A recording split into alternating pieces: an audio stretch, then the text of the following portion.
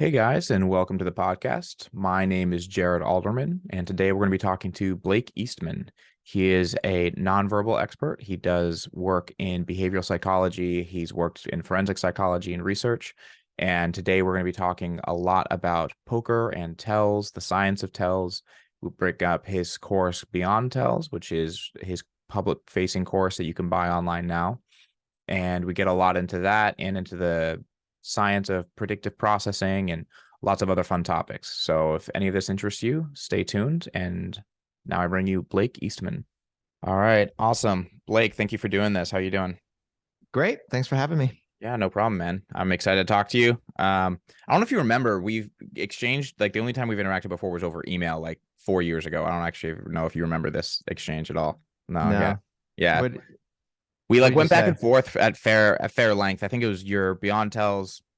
I think okay, so there's three Beyond Tells, is that right? There's one Yeah. in progress, They're or just upgrades. Yeah, yeah, yeah. So there was one and then I completely redid it for two. yeah, And then now I'm adding on to two to make it three. perfect. Oh yeah, so it was right around when two released, and then I saw it online or something, and we exchanged emails at fair length at some point then, but whatever. Um, Awesome. So yeah, why don't we just get started with, I'm curious, like, what's your background? Like, how did you get into doing what you're doing? Like, tell everyone just a bit about who you are and what it is you do. Yeah. So long story short, my life really had these like three trajectories: poker, psychology, and nonverbal behavior. Was I mean, I saw rounders. That's what got me into poker when I was 17, like so many others. And at that time, I wanted to go to law school. I like literally wanted the same path as the Yeah. rounders they and picked up the game. I never forget like buying Theory of Poker off of like Amazon, like the yellow original Yeah. book, and like uh and basically my play was that I learned how to play online and I brought that technical skill to live games. This was like 17 years ago. Sure. So back then, like if you understood like the basics of three betting, the amount of money that you made was sort of absurd in live Right. games compared to online. And then long story short, played in a lot of high stakes games in New York City. And in one of the games, somebody said, like, you should teach poker, because I was talking about going to school and I was so passionate about the game.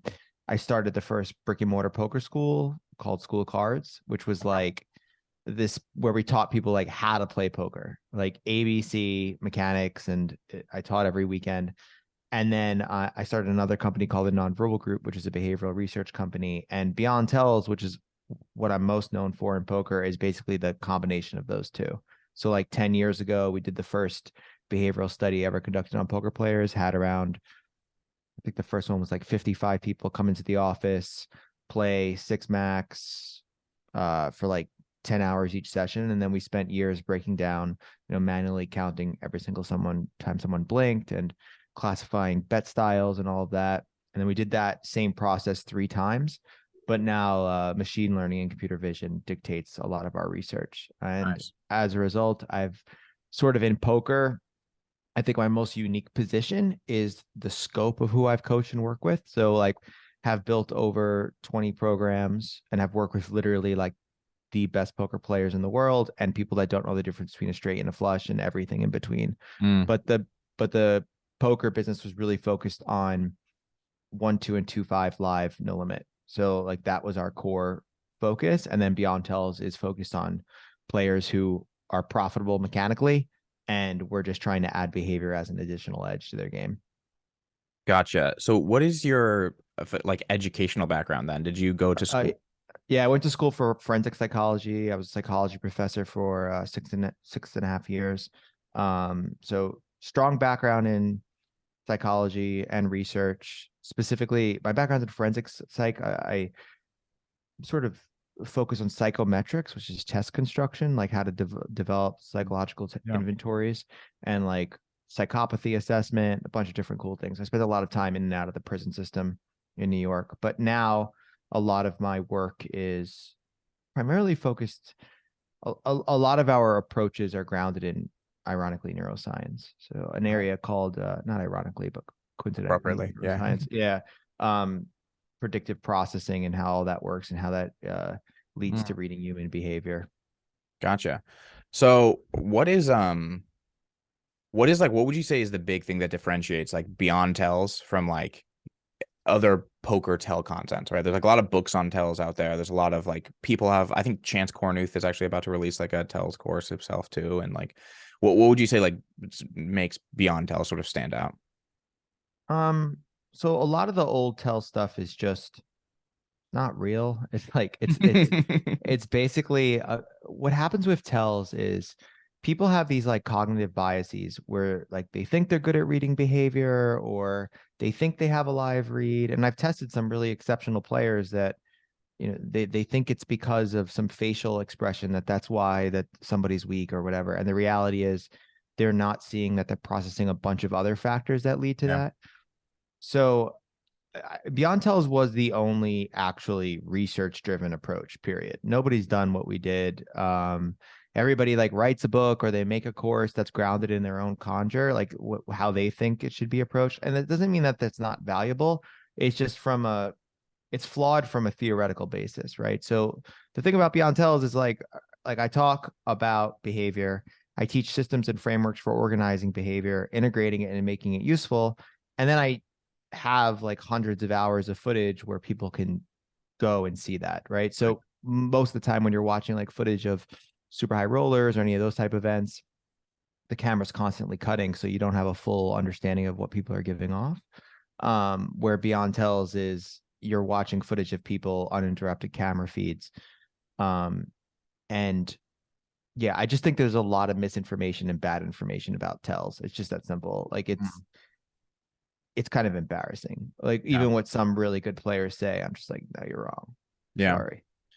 I think it's anything for which there's just like a lot of room for like pseudo expertise, like a lot of like any area of discussion where it's like people feel like they like with something like behavior, everyone feels like, well, I have a lot of experience with behavior because I see people acting all the time. And especially if you're playing, you know what I Yeah. mean? Like I'm playing poker all the time. Like, and so there's a lot of room to, I think, bloat the sense to which because it's one of those things that I don't think it's very rare to meet somebody that's like, no, I'm terrible at reading people.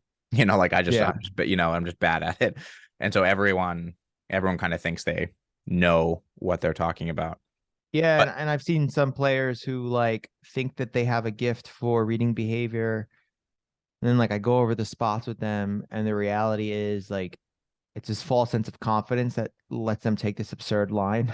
yeah, yeah, And that's what reinforces the ability to, oh, like I'm good at reading behavior. And the reality is this: if you can't materially explain why your read is your read, you're not good at reading behavior, in my mm, opinion. Like at or not good enough to teach it. So yeah, some people have like really sharp instincts, and for whatever reason, they've developed this ability to read behavior at a level that's greater than 50% accurate or whatever. yeah, But yeah. like if you can't say, all right, so based on this player's behavior and X, Y, and Z, this is why I support the thesis that they're marginal in this spot, it's kind of silly. Yeah. That's an interesting point though, that to differentiate though, like there surely, even though there are some people who like will like self-report their knowledge poorly. Like I thought I saw X behavior and that's you mentioned this in the beginning, like that's why so and so did Y. Their explanation can be dead wrong, but their instinct can be right, right? Like they can be taking in the relevant information, but just like they're not like their metacognition is just lacking. Like you're not really aware of Mm-hmm. exactly what happened to lead to that. So Um, that's it's a really interesting point. So like right now I'm building Beyond Tells, but for everyday life. Like it's okay. going to be like kind of like beyond body language or the behavioral edge applied to day-to-day life. And like one of the things that sort of interestingly comes up is like emotions and experiences are all a byproduct of the language that you use to describe the emotion and experience. Yeah.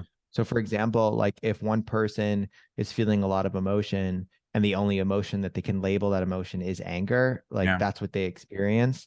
Yeah. And it's the same thing with behavior. Like when it comes to tells and behavior, like we think of these binaries of like, Mm, oh, this player's like uh scared or this player's like, and mm, it's not. It's like such a multifaceted experience playing poker. Like, and I always use this analogy about physiological arousal. Like I wore a device and tracked my physiological arousal and found that spots where I was bluffing and spots where I was nutted, my arousal pattern looked very, very, very similar. Like mm, big bluffs and like absolute nuts in big Yeah. pots looks very similar.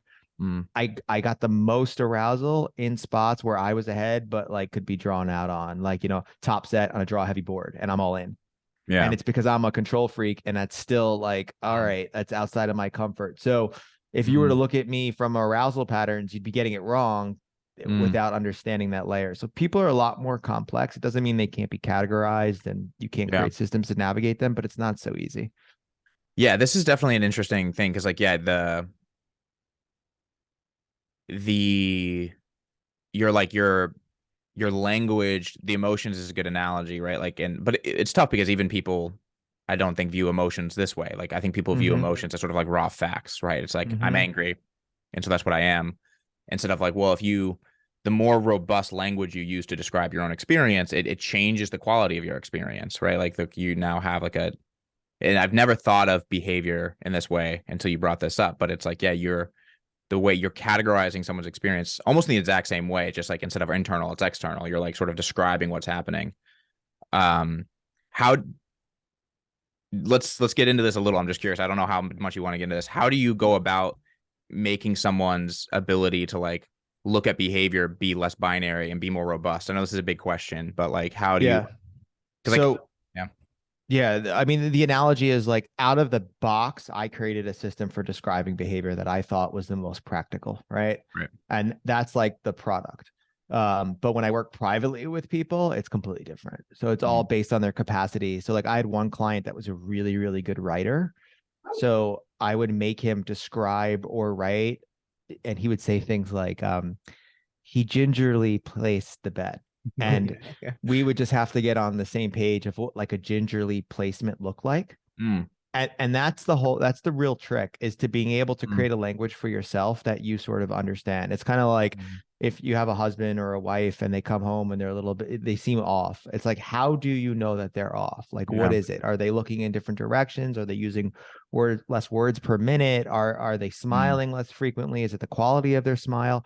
Most people don't look at behavior at that level of Precision. at that fine-tuned level of Yeah. precision. Yeah. So like when I work with big games and I work in like players that I have footage on, I'm able to operationally define the behavior in a much different way. Right. So I'll show them the behavior and I'm like, how would you classify this? And they're like, oh, blah, blah, blah, blah, blah. But I've also worked in games where I never, one of my, for a long time, like 2.5 years, I worked in a game where I never saw a single player.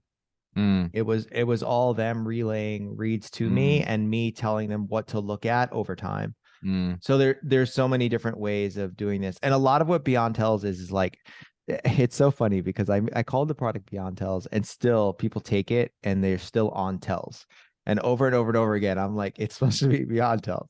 And Yeah. like one of the aspects or constructs that I keep using the word beyond is that we're trying to not just look for tells, like we're Yeah. looking for potential for information at the table. It's Yeah. not this like one-to-one relationship that Mm. people love. And I've worked with some players that have taken like forever to break out of that habit, Right. where they Right. actually start to really see it. And when they really see it is when they start to integrate language around behavior into their thought process. Yeah. So they're like, they look at a player that just rebet and they're like, I don't know, they're player seems like they were pausing a little bit there and contemplating. I highly doubt they're contemplating with this portion of their range. They're more likely to contemplate with, and you start to see that like language Mm. around behavior and around ranges or around players play is integrated. Like that's Yeah. the holy grail of like what we're trying to create. So this brings up an interesting question on like the value of like sort of explicit reasoning in the way that you're talking about it. Because so I Mm-hmm. do like a lot of mental game coaching, right? And for me, one of the things that I work on with people is like building up a robust language of their describing their internal experience, right? But ultimately, for me, what I would like for people to get to is to where they can experience what they're feeling and like what is happening in their body and in their full experience without language, because that's the real data, right? So like when you're using a word, you're still one step removed from the thing itself Mm-hmm. because you're sort of like Mm-hmm. describing it. Um, do you think that there is a like a pitfall? Like, is there something to be gained by like not being able to describe what's happening? You know what I'm saying? Like not making something explicitly translatable, but just like, but really trusting your instincts in the sense that like I just get this really profound sense that, you know, you are weak, for example.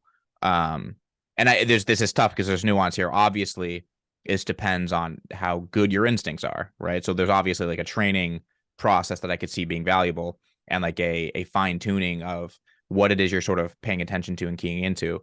But the way I would imagine this being the path is like you're not very good at this. We sort of show you the things to pay attention to, give you the language, etc. And then you actually kind of come out of this and like go back to like not describing things as much, is how I would imagine it. What do you think of that? Like, is there a point where you sort of you need language to train yourself, but then ideally you sort of escape the explicitness of the Yeah, experience? that's the exact process for the most part. Yeah, The issue is in the jump from leaving language. It's just with poker specifically, you gotta be so aware, because yeah, this is the problem, is like people will take some of the stuff that I do and use it as excuses to make decisions at the table. yeah, totally. So they're like, oh, I just had this instinct that he Yeah, was just like, all right, like I'm looking at the footage. I don't see a single, like, tell me, where does that instinct come from? yeah, So it's like for me, like when I am teaching reading behavior, it's not how I am thinking reading behavior. So for sure. example, like when I see a player pre-flop do something, it's not, oh, like they check their cards for 2 seconds. It's they're definitely marginal. Or actually, my actual real process at the table is one of exclusion, Mm, specifically around behavior and narrowing ranges. So I that's like, only use behavior to exclude portions of range. So I'll mm, say like this player never has queens plus. And sure. I make a declarative statement, never, based Yeah. on this behavior.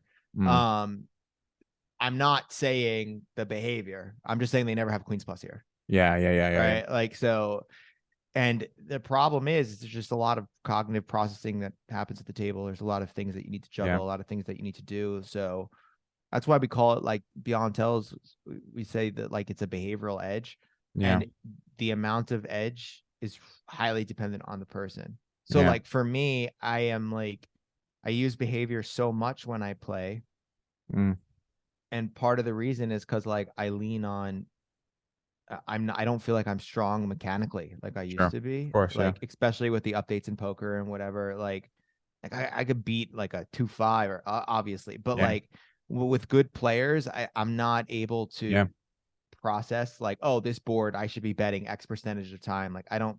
That's Yeah. not what I focused on. So my edge is proportionate to what the table's like. So I sit at the table and I might be playing against like these really good players that are giving up a lot of stuff. Now I have a profound edge. Right. I have to also understand that, like, all right, like if I don't feel like I have an edge, like I'm not going to start going to war with this player. I'm just going to tighten up and sit here. Yeah. Right. Yeah. Like, so it's being able to integrate behavior in a way that gives you an edge, whether if that's like a small little baby edge or a giant edge. Like that is the process that's more interesting and Yeah. more like over time. For sure. Um, how do you view concealment? Like, first, like, how important do you think concealment is in like your average game environment? But then, like, also, what is your like general framework around approaching concealment? So like, first of all, I mean, really, if you just looked at the eyes of most players, like in most games, concealment's not really important because Yeah. most people aren't really even looking at you Right. still. Yeah. And, still it's occurring. But I think one thing is important is sort of just like the image that you give off. Cause so one of the weird things is like, I'll work with some players that have a concealment strategy where they just look weak. Yeah. So, Yeah. and what happens is other players are Mm, going to perceive that as weak. They're not, mm, but they just look weak, and they can't really control it enough. But for the most part, like the robotic stuff that you see people do is stupid. mm, That's People should not be doing that. Like mm. anytime you see somebody like perform like highly robotic movement at the table, it's very hard to maintain that over long periods. Yeah. And those players often become targets of ours because they're good at doing that for the first 6 hours of a session, but then it goes away the last six or the last Yeah. three or whatever. And it could be worse. So You're now like fatigued by having done it, and like things a are hundred leaking out a percent. lot more, right? Yeah. Or you could just completely stop it, or you can create enough variability. It's like, so for example, I'm processing footage of a player and I show and I see that they have a routine that's very rigid. It's easier for me to see the variation in the routine. Yeah. because I put all the footage side to side and I can see the variation. Right. If a player is moving around in a ton of different ways, it's a lot harder to distill Yeah. and happen. So this happened during the main event. So during the main event last year, um, I was working with Adrian, and you know, Epson was like had one tell where he was, I thought his hands were the tell, and it wasn't. So I Mm. was like trying to validate in his hands, and only at last hour did I realize that it was his face that was like perfectly correlated with something. Mm. So it was like I was so focused on one area, I missed the bigger. That's what a lot of players are doing. And Yeah. Yeah. again, if I would have had more time, that wouldn't have happened. But this was Right. just like processing footage like literally overnight. Sure. Yeah. Um, so it's things like that that you have to be aware of. I would tell people to be, if you had concealment on one side and awareness on the other, I'd be more concerned with increasing someone's awareness before I would be increasing their concealment Awareness of themselves or of the table. of the table. Yeah. Um, Yeah. I think that's more important. Obviously self-awareness is incredibly important. I mean, Right. I mean specifically behavioral awareness, like what Yeah. they're giving off, and just because like people don't know what the hell they're looking at Right. anyways. Yeah. Yeah. Totally. Like so, and also a lot of players will come to me with like, oh, like I want to work on my. There's an order to this stuff. Like if you can't play poker blindfold, you shouldn't be looking at tells. Like Right. if you're not even like a, let's say, a slightly break even player at the stakes that you're playing, Yeah. it's just because you can't internalize Yeah. the information anyways. You know what I'm Yeah. saying? Well, it's all contextualized by the game, right? Like it's be very Exactly. Like right. you got to be like you just if you view the game as strong and weak, you're gonna have a problem. Yeah. Yeah. Yeah. Yeah. You know you're gonna have to. For some players, you actually might play better when they overcomplicate it. But like Right. Right. Right. Yeah.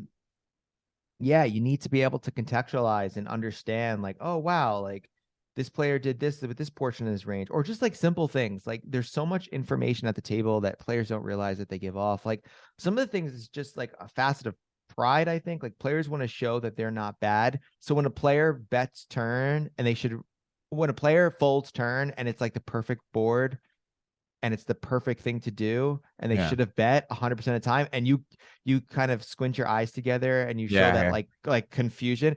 Yeah. It's like, okay, great, now you're showing me that you understand that that player should have been betting their like range in that spot. Like, Sure. Sure. okay, Sure. now I know how you play a little, or know how you think. Like people give up a lot of Mm. information in That that is regard. interesting. That is an interesting. um and Um, it's kind of silly. yeah, so the only advice I've ever heard and typically given when it comes to like concealment, which is just like it's just you should be comfortable. Like that's usually what I tell people. That's our Like, base. yeah, it's like You want to be comfortable. yeah, be comfortable. Like be at ease and yeah, it makes sense that like yeah. So do you play much these days at all? No, right now, barely. I play every year during the series. So I During the series. play, I mean, when I say I play like home games and stuff like that. Like, Sure. but I'm not like a competitive player except for like a month out of the, you know, basically the main event and like 2 or 3 events outside of that. Yeah. And honestly, like going into an event like the main, I've been around poker for, you know, I've been a poker player, operator, like all this stuff for so long. I still love the game, but like I try to have fun with it. Yeah. So like my scope at the main event is to enjoy myself. Of course, yeah. Like that's I'm not trying to make the best EV. Like if I lose the 10K, my life's not over. It's like Right, right. it's just a different mindset. And like I've had me and my friend John, we had making this joke. It's like we want to be the whales now. Yeah. Like, you know what I'm saying? Yeah, Like totally. that's and having worked with like so many professional players and turning certain players pro and watching their journeys and all that stuff, it's just like I kind of like working with the whale. Like it's a joke, but it's not. It's like I think of like there's all these games in life going on. It's like who's really winning? The Yeah. person that dedicates so much time trying to carve out an edge to take some money off this player, or the person who can lose $3 million right now and really does not give a shit. Yeah, yeah, totally. Right. So Yeah. it's like what are you optimizing for? Like what are you Yeah, trying to do?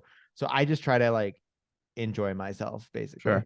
And there's probably an element of like, I mean, the people who are enjoying themselves are also probably you're probably playing better in certain ways, you know, like the people who Oh are, yeah. yeah, you know, like, Because enjoying myself is a lot of table talk, Right. going off of behavior, putting Right. people in tough spots. Like that's all good poker, right? Like it's Yeah. all Yeah. going to be like Obviously. Yeah. a solid foundation. So, and I love the main event. It's something that I try not to miss.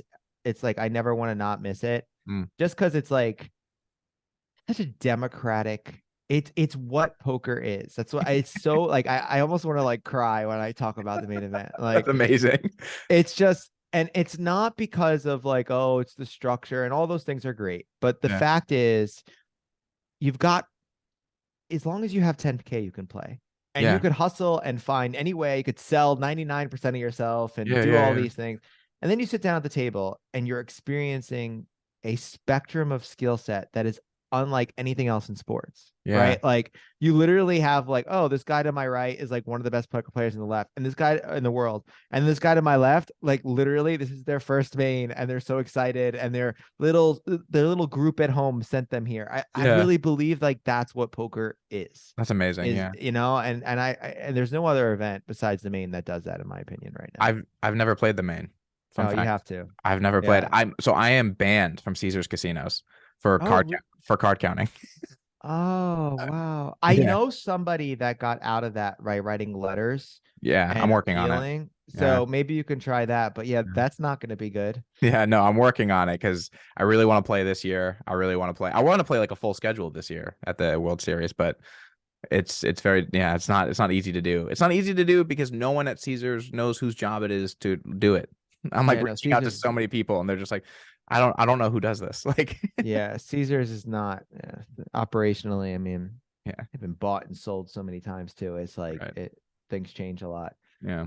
But yeah, I hope you get in there. It's a Yeah. really, I think it's a, for any poker player listening, it's just like, listen, I was a cash game player. I've literally played like 14 tournaments in my life. And Yeah. out of the 14, like four are the main, you know, like Yeah. I'm not like a hardcore loving tournament player, but it's just a cool experience. It's just really nice. I mean, honestly, like hearing you describe it gets me excited. Like it's like, nice. Yeah, I it's need to so be doing cool. like yeah, I love that sort of like And then like yeah. when you run deep and stuff, like that was like one of the most exciting things, like, you know, going deep in the main event, and like it's like, oh, ESPN's around and like all these things. It's just, it's fun. Yeah. And like last year it was so cool to like be able to break down the players and, Yeah. you know, see everybody, and just, yeah, it's special. So do you do little topic shift, but do you do much work in like verbal tells, like like what people mean when they say certain things, or is it mostly I haven't, okay? just because I think that the navigating the verbal stuff is a little bit more complex. Yeah. And it also doesn't come up that much. Like that's why a lot of people, like a lot of information about poker tells come from, this is what happens in like body language communities. They look at body language in one area and they apply it everywhere else. Mm. An interrogation and poker are two different things entirely. A Yeah. date and poker are two different things entirely. Mm. Like no one sits with their hands in a steeple at a poker table when they have like it just doesn't Yeah. happen, right? Yeah. Like Yeah. and some of the language crossovers, I think you could make pretty rich deductions Mm. about what people say, but the issue about poker is like people are, there's back end analysis. So the crazy shit that I can do with uh computer vision and AI. And then there's on table application, and those two are different things entirely. Right. Yeah. So it's like I could make a video and you could be like, oh my God, this is like the coolest thing in the world. Like I Right. can't believe he's viewing behavior. And you can't do a single thing that I said in it. So Right. like the thing that I'm trying to solve for is the integration of behavior in a way that works, not in a way that's like theoretically like, oh, this looks cool. Right. And that's the real challenging part, is Yeah. because different people have different aptitudes and different approaches and different Right. understandings and different commitment levels, you know, that like that's the harder thing to solve for. Are you a Paul Ekman fan, or are you I familiar with? mean, Yeah. yeah, I mean, so you're asking an interesting conversation. Okay, so like I'm obviously a fan of anybody that's doing work inside of sort of my area. Sure. There in academia or in the science of emotion, Yeah. there are two camps. There's one camp, well, there's actually like more like three, I would say, but like really two. One is this, let's call this the classical camp, which is Okay. Paul Ekman, universal emotions, all of Yeah. that. Then there's the other camp, which is, Like Lisa Feldman Barrett. yeah, Lisa Feldman, who is sort of the most outspoken person in that camp, but there are more people than her. Yeah. Um, that are based in predictive processing and this Yeah. understanding of emotion. I am more in that camp. Yeah. So I am more in the new camp. So it's not invalidating anything what he says. I just personally like micro Yeah. expressions, like think it's a waste of time, like Yeah. in terms of practical application. I think the notion of like smiles and reading faces and interactions, like there is so much what people don't understand of, Explain these two camps a yeah. little bit before, So because I know what you're talking about, but for those, yeah. so let's take it into, basically it boils down to this. Are emotions these universal things or not? Yeah. Right? So one camp says yes, emotions universal, and has a ton of research stating Yeah. that emotions universal. One camp is like, no, emotions are constructs. Yeah. They're constructs that are driven by society and they're driven by culture. And a lot of your research has a lot of methodological issues with it. Yeah. The problem is people have built entire careers in academia on the classical side of emotion, Yeah. right? So it becomes, academics are very similar to anybody in life. Like when your life works get attacked, Yeah. it can come up. And then there's me, who's kind of like in the middle of both camps and making this practical, and a researcher who's saying like, the biggest thing people are missing is this notion of social coordination, that in social Mm. interactions, a lot of facial movement, a lot of things are a byproduct of social coordination. So like, for Interesting. example, like you're shaking your head right now to me. You're like, Yeah. oh, interesting. That's for me, not for you. If you were Yes. listening to me in a video, you wouldn't be doing this. So you have emotion, you have social coordination, you have like behavioral habits, then you Right. have like weird artifacts and just dissonant things that occur on people's faces. Mm. And what I believe that the only thing that matters is perception. So I don't really Yeah. care about meaning. I care about perception. So like the stuff that we do is like, I go into teams and companies and know who's going to be perceived as an asshole because of facial displays. That Mm. doesn't mean that they are an asshole. It Yeah. means that they're going to be perceived as an asshole. Well, So it becomes an interesting question on like, is yep, anyone an asshole? Like, is it, yep, yeah, like, like, yep. Like when you hear everybody's story, yeah. you're like, oh wow, like that's why you act the way that you act. Like, and the stuff that I can do can predict this. So I am, and I'm pretty obsessed with predictive processing. I think it's going to, for all the theories that help us understand human behavior, I do think it's the most promising one. I think there are some things that need to get worked out in terms of, and for those of you who don't know what like predictive processing, I mean, this topic can go in so many different directions in terms of how we talk about it, but Yeah. let's just make it simple. When your brain is bombarded with senses, it's taking those senses and it's predicting it. It's Yeah. based on your past models. And the reason why is it's computationally easier to do that. And the brain's sort of obsessed with the conservation of energy. Yeah. So this is why if you read a sentence, if I said the cat in the, Yeah. most people would say hat, Yes. right? Yeah. But that's a construct of our society. Yeah. If we go to Japan and say the cat in Japanese, they might say hippopotamus or some other Yeah. type Yeah. of Yeah. word, Yeah. right? It'd be But surprising if they said hippopotamus. yeah, right. It would. So, I mean, that's the interesting thing. So we have the same exact thing going on with behavior. If Mm. somebody walks into your office and says, "Hey, how are you? I'm like so happy to meet you," Yeah. and they're excited, now that fits into your model of how somebody should act inside of an office. If all of a sudden when someone just goes, "Hey, asshole," Yeah. like you're like, "What? Like what's Yeah. going on here? This doesn't make sense."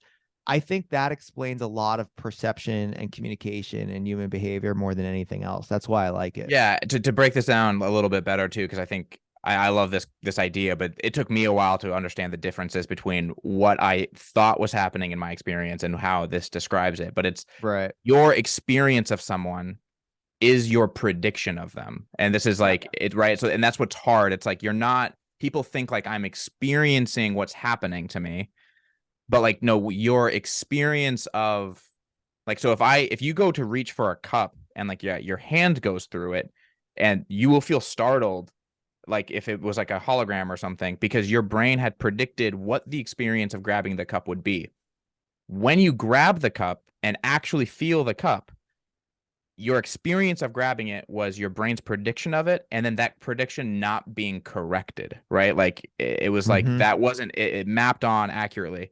And so when someone comes in and like, yeah, you say that person's an asshole, that is your like your prediction of them based on everything you're taking in about what is. And then for some reason it does not get corrected.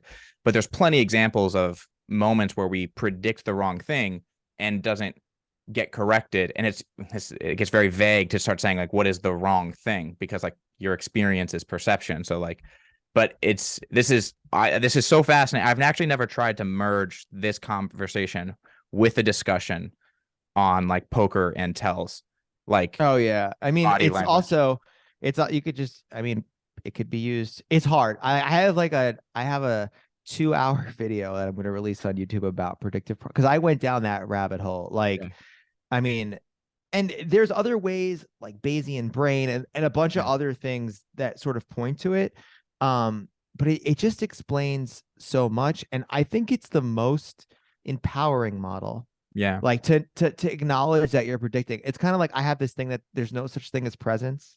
Like Mhm. there really is no such thing as presence because there is a time delay, Yeah. no matter how small, between what I'm Yep. seeing from you and me. It Sure. occurs as present, but Right. like we're not really experiencing time in the moment. We're Yeah. because of that processing time. Yeah. So it's just like yeah, I think it has, and unfortunately it's a lot, this is the process of this is a lot harder, right? So like to teach somebody to read human behavior in the way Yeah. that I'm talking about, Yeah. step one, they need to understand these themes. They don't need Right. to get them at the level of a neuroscientist, but they need to Sure. understand like human behavior and all these various cross-discipline aspects of why humans are the way they are. The Right. second thing they need to do, which is the hardest, is confronting their filters and their predictive model for the world, Right. because it's flawed. It's never 100% accurate. It's never all Yeah. of that.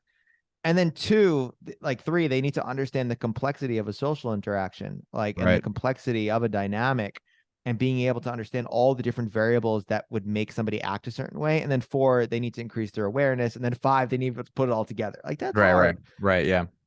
Yeah. That, but society would like it to be like, oh, somebody doesn't like you when they cross their arms. Like that's like what Yeah. Yeah. people want, right? Yeah. Like, oh, like what do I do with ace king? Yeah. Like, well, Totally. give me more context. Like, well, Right. no, like Yeah. I just need to know ace king. It's like you can tell if a player is good or bad, or let me be clear. Like you can tell, not good or bad. It's a bad way to describe it. You could say learn a lot about a player Yeah. when you have them describe a hand to you, Yeah. written, and then you see them play that hand in real life. Mm. Because like I've worked with some players that send like these really beautifully articulate hand. I'm like, wow, you're really good. Like this is really articulate. They can't do any of it in real time. Right. Right. Right. Like Right. in real time, they're like I don't know what to do, whatever. And I've seen players that are the opposite, that Right. like have this really basic thought process. And then I ask questions. I'm like, you're actually pretty robust. You're just not speaking in Yeah. the updated modern vernacular of how Sure. poker players speak, right? Sure. So it's a pretty cool world. Yeah. Do you work on like is improving someone's like language an explicit part of your process in coaching somebody? Like is Yeah. like changing the way that they talk about things? Yeah, I mean, it has to be. I mean, like Right. it's just for every coach, for any, whenever you're getting into anything, language is so critical. Yeah. So whether correcting them and helping them expand their language, or choosing a vernacular, like sometimes part of the edge is not getting complex with language, Right. being like, we're going to describe behavior at the table in this way, and that's how we're going to integrate an edge. Just kind of got to feel it out for the player to see what works the most. Right. Yeah, man. This is like I have to be careful because there's like we're talking about so many things that I'm like so deeply interested in. So I'm trying to like get it. Yeah, I could talk about like, I mean, I could send you my reading list right now. So the Yeah. only problem is like, so the predictive processing stuff. So there's people uh Feldman, who does a Yeah. really good job of explaining it, Yes. right? And she makes it like popular. But to really get it, you kind of have to go down like these rabbit holes of like computational neuroscience and like philosophers. Like there's this Yeah. one guy that wrote this book. I don't understand anything this guy is saying. Like, and it's so humbling. Like, so my process is like trying to understand this at a level where I can have an argument with him, right? Sure, Like, sure, sure. and sort of understand it. And one of the problems in academia is these people use different freaking language. Right. Yeah. So they don't, there's 7 ways to say the same thing. Right. And I'm like, oh shit, like this is the same thing as this, but it took Yeah. me 6 hours to figure Right. that out. Right. So like, this is the problem in psychology with the operational definitions. It's the problem in life with words like happiness. Like, what the Right. hell does that even mean? Right. Yeah. Like, and it is the single reason why people got better at poker so quickly is because they developed the language. I don't Yeah. re-raise, I 3-bet, I 4-bet, I Sure, there's sure. portions of range. That's what led to the poker explosion is Yeah. language. Have you read by chance the Master and His Emissary? No, what's that? It's a Sounds book good. about left and right brain, like hemispheric specialization and like the differences between them. But he gets a lot into your experience of like it's very much about like your experience and like how the hemispheres handle information differently.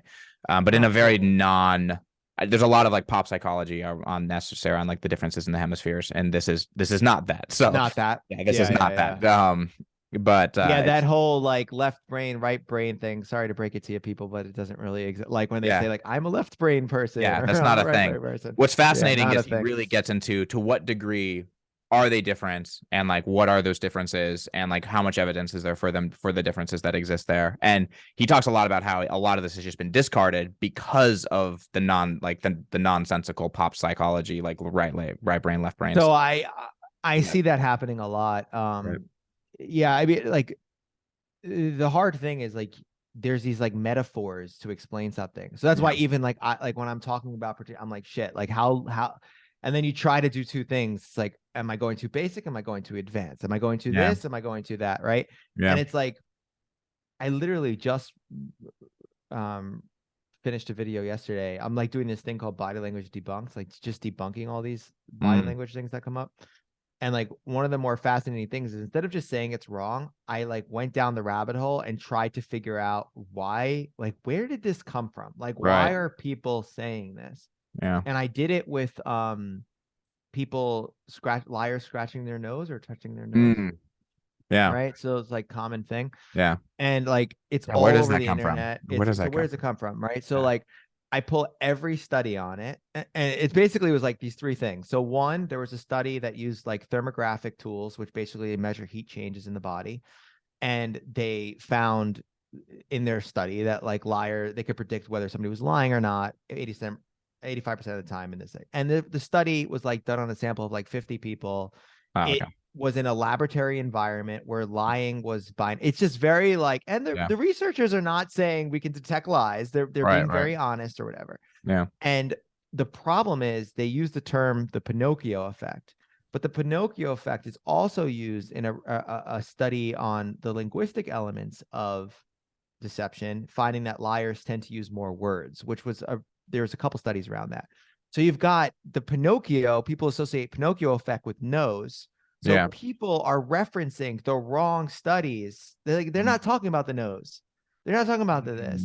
And then, but nowhere in these studies do they talk about itching. Yeah. Somehow somebody connected this emotional stress response to like catecholamines, which are basically like norepinephrine, acetylcholine, and dopamine. Okay. That like when the body's under emotional stress, they get released, and that could release your. They're just like weaving this weird narrative together that like really doesn't make any sense. And people just it's just like, okay, people just that's how this happened. People just love simple things, people just love like, I know. Yeah, it's just like that you give me this and this is this, and we're saying. But I'm trying to fight it because this is the problem. When you hear some experts say that when someone scratches his nose, do you have any idea for your own predictive model how dangerous that is? Sure. Yeah. Now you meet your potential husband or your potential wife, and they scratch their nose while they say something. You're like, oh my God, is he lying to me? Is she lying to me? Like these things have like really profound effects to how people live their lives. I ran into Yeah. this. I remember being young and like when I was still living at home with my parents and I think I was like 17 or something and saying something honest but that I was slightly embarrassed about. And I remember like looking away from my mom and her being convinced I was lying about it Yeah, yeah, yeah, because I yeah, looked yeah. away, right? And I'm just like it was like one of the most brutal conversations because the degree of confidence she had in like the fact that like I broke eye contact resulting in a lie. Yeah, it was just do No, you and that's those type of things that you just brought up. People have so many of them, yeah, definitely. right? And it's often not serving them. And even the people that think it's serving them, like, oh, I'm really good at this, I'm really good at that. Well, let's see the impact of that way of approaching life.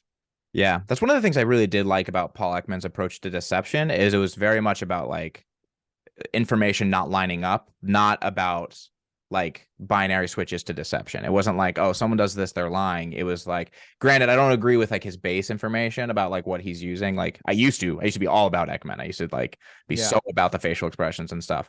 But still his model is very much like it's looking for inconsistent information and it's like painting a story of like the whole person's experience and like does everything line up, which I think is just even though I don't agree with like the base information is if you were I haven't thought deeply about this but I imagine if you were going to try and analyze deception that sounds like a better model for me of just like Yeah, I mean, the problem with deception is this. So first, like in terms of the research on deception and nonverbal behavior, it's one of two camps. It's one of two buckets. Emotional stress, this mm, concept that when somebody's lying, they're under emotional stress, and mm, cognitive overload. The mm, fact that lying is a more cognitively overloading or demanding task than it is when telling the truth. And though both of those states change in behavior.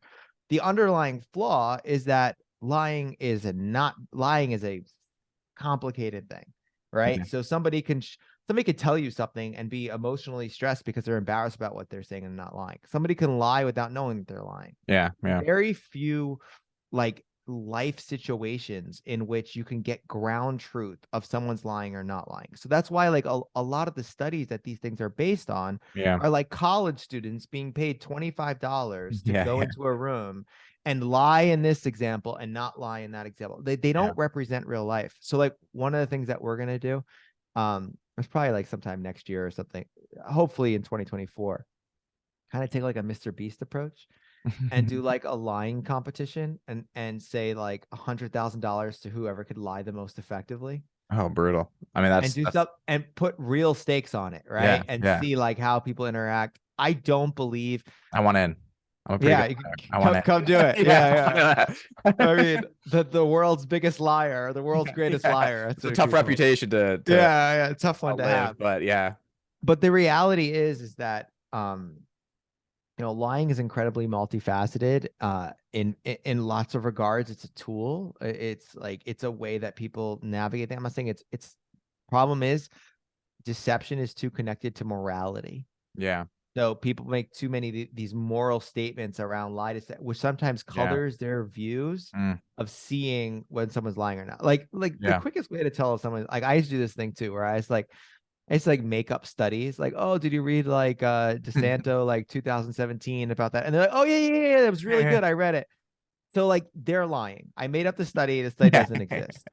But we have to go deeper. Why are they lying? Are they yeah, desperately wanting to be approved by me? right, Like they're not trying to are they trying to manipulate? Like yeah, people go, like reality is people just want to feel accepted in part of the group. So they're gonna lie to feel accepted in part of the group. And it's yeah, like not that malicious, yeah, right? yeah, Like totally, so yeah, a lot deception's a complicated thing. And then people try to apply deception research to poker, and it's like, oh God, it's like a completely different totally thing. different, Like, right?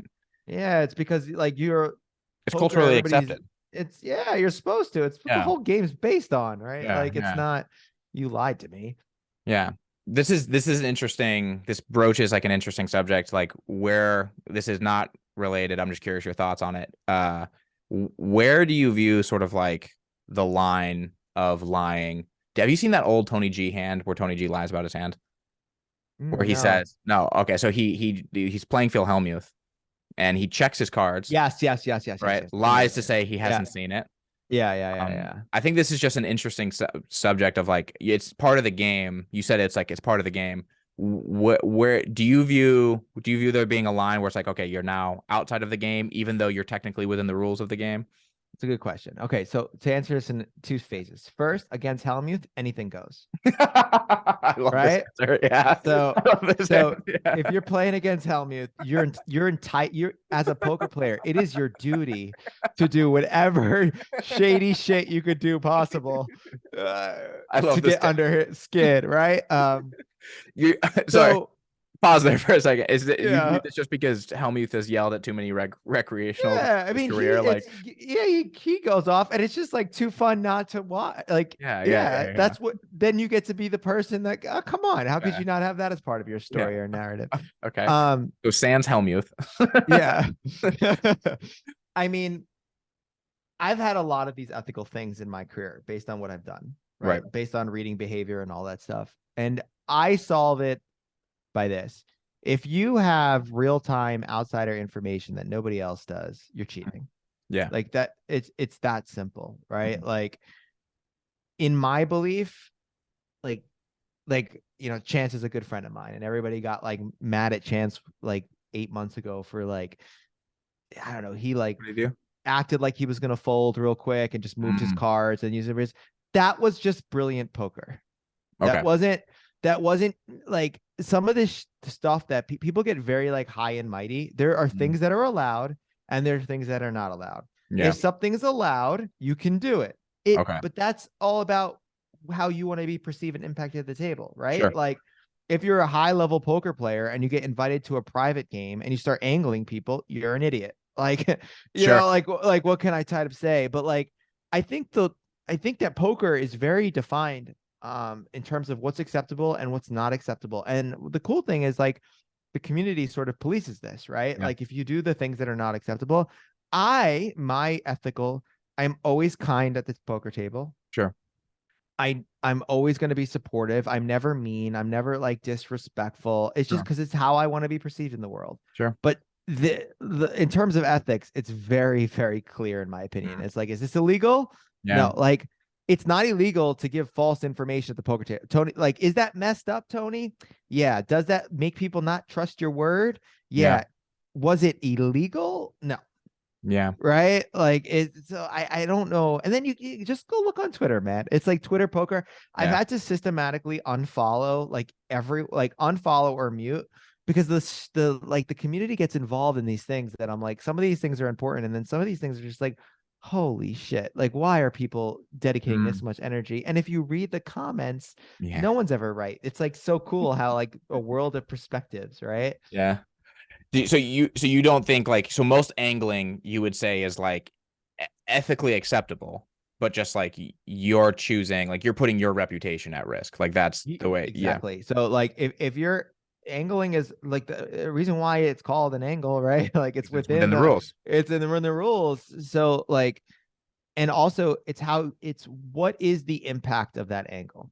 Sure. So most people will angle without thinking of what that impact's going to be. Sometimes that impact's phenomenal and people start attacking you in a game, Yeah. but you won't be invited back, right? Sure. Or yeah, it's like I mean, I got in trouble one WSOP for talking in a hand, and I was given a warning, right?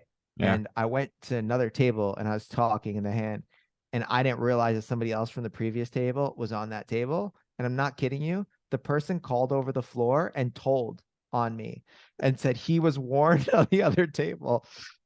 And I was like God. so shocked. I was like, that is the snitchiest thing I've ever seen in my entire life. Like, So you and I stabbed didn't them. get I didn't get mad. I was like, how is this affecting your play? Like, how is this like? And Yeah. he's Totally. like, but he just wanted to do it because that was in his rules. Yeah. Yeah. Like, Yeah. yeah, Totally. yeah. So Yeah. yeah, this is angle as long as you deal with the impact of it. That's That's fair. that's my Yeah. aim.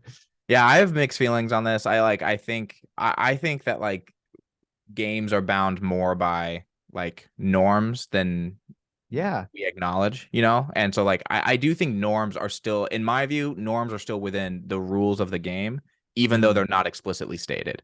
Like Mm. if we're golfing and I scream in the middle of your backswing, like, and we're playing for a lot of money, I didn't do anything against the rules of golf technically, but like I violated a pretty significant norm in which you entered into this competition with like unspoken assurances that like norms wouldn't be violated. And so Yeah, I see, yeah. yeah. Now we're going down so like Yeah. norms are my single favorite area to talk about because but this is so you just made a really interesting distinction. I loved it. So you have you said the game has certain rules Yeah. and then there's norms within that game. Yeah. Norms are the same thing in social interactions, and the best way to only think about like the game is the legality of the law. So Mm. like Yeah. I can't get Yeah. up and Totally. punch you because I could go to jail kind of thing. Right. But like a lot of what I teach people to do in a lot of our programs is navigating norms. So Mm. at a poker table, at a really high level of manipulation, you're manipulating norms. So Yeah. for example, and it's going to sound bad, but like, all right, so we sit at the table, a WSP event, some guy starts yelling at the dealer, Yeah. right? I have my headphones on. I'm like, whatever. I don't really care. I'm not really like involved in the game, and then I turn around, this guy's like yelling at, like, what the hell? Like, da-da-da. And the whole table is like getting like so angry and da-da-da. Yeah. And I just go off on a rant. And I'm like, listen, yell the dealer. She's obviously new. She's obviously going to be stressed as shit now and Yeah. continue to make mistakes. I was like, you're an asshole. And I had to like clarify. And you saw so quickly how the rest of the group came to my side. Right. At first, they were on one side of it, just social, because I changed the normative culture at Mm. that table. You want to be the kind of person that just disrespects this individual, right? Yeah. Like, Yeah. and the reality is like when you're navigating really big games, you're navigating norms that are outside the scope of playing EV poker, Mm. right? Yeah. So you're like, 100%. Yeah. you're playing in a game and you just had a really big night and the owner of this game doesn't have a piece of you. You give them a piece so you can get more Mm. action, or you take them to the Lakers game, or you do Yeah. whatever you're going to do to keep that in. And people, social norms are so cool because they're not written down anywhere. Yeah. So a lot about reading behavior is reading the norms and the cultural context that the behavior Mm. exists in. Yeah. And that's the missing skill set for so many people. So many Mm. people focus on reading behavior, but not reading the norms. Interesting. Yeah, that's really interesting. I can see how this is like an important layer because like behavior exists within the context of Mm-hmm. culture and the norms. And yeah, this is fascinating. And that's the trick. So like the trick in society is to be on the right side of that bell curve. So like I Right. always make a joke, like you always want to be on the right side of the bell curve, but if you mess up, you become on the left side of the bell curve. Yeah. Yeah. Right. Like, Yeah. Yeah. so Yeah. Yeah. everybody applauds these people. Like, Elon Musk doesn't follow a lot of social norms, right? Right. Like he Right. does whatever the hell he wants. And there's impact on that.